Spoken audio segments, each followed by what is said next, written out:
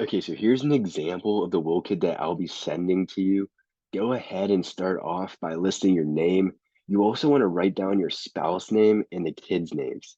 Do you have kids or anyone you would consider your children, like stepchildren or guardianship?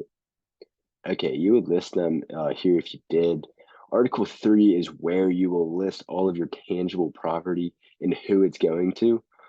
These are the physical things. For example, I want my son to have the baseball cards or my daughter to have the jewelry.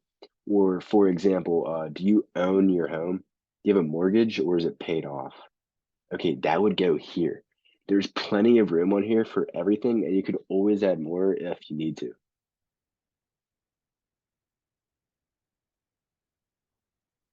Part C is where you will designate a contingent beneficiary to receive the remaining tangible personal property. Part D is residuary estate. This is where you split up the leftovers. For example, 33%, 33%, 33% equals 100%.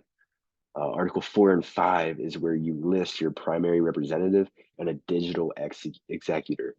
Do you know what that is? No? Okay, well, they will be in charge of your intangible property. We'll come back to that in a second. This is a very important part to fill out in case a parent or grandparent goes into a very serious operation, maybe for open heart surgery and something were to go wrong on the operating table. The family and decision makers are going to need to make a decision. There definitely needs to be a backup or a contingent listed to assist in that time. Because everyone thinks they will be fine when a loved one has a terrible accident or very serious surgery. But the reality of it is that we are emotional creatures. When emotions come into play, they can do crazy things to people. This who you want in charge if that were to ever happen to you. I'm sure you can see why it is so vitally important to have this set up for everyone, right? And you can name a guardian for small children in the family or even a pet guardian if needed.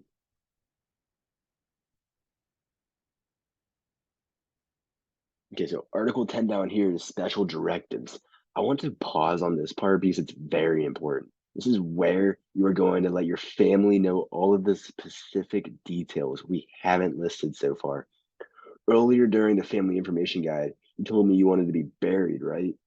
Are you going to have a service? Have you prepaid those expenses? Earlier, you said you didn't have some life insurance, right?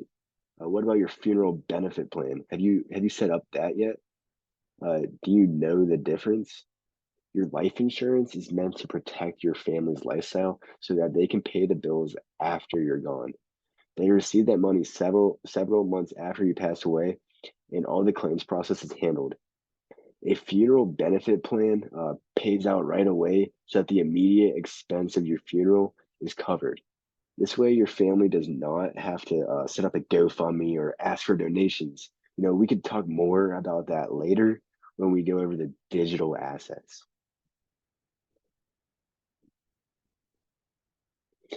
Then to get it notarized, just take it down to your local bank or credit union, and they can handle that for you. Now, do you have any questions on the first part? Okay, now we can move on to the living will. Again, we begin by simply listing your name and the date. Initial part A with your name's initials. In part B, mark whether or not you want feeding tubes. In part D, you can list any other request. It's best to look up a list of do not resuscitate codes and list any that may apply to you. Do you have any medical conditions that may complicate things in that regard, such as epilepsy, heart issues, diabetes, or cancer? Okay, well, you would list that there. In section 2, part A, list the person who makes medical decisions for you. This is the healthcare surrogate, and they will be enforcing your living will. Make sure it's someone that you trust. Who would it be for you? Part C is where you can place limitations on your surrogate's authority. Leave blank unless you want limitations on your family. We're almost done. Next, you'll list alternate surrogates in the event that your primary is unavailable. Again, make sure they are people that you trust.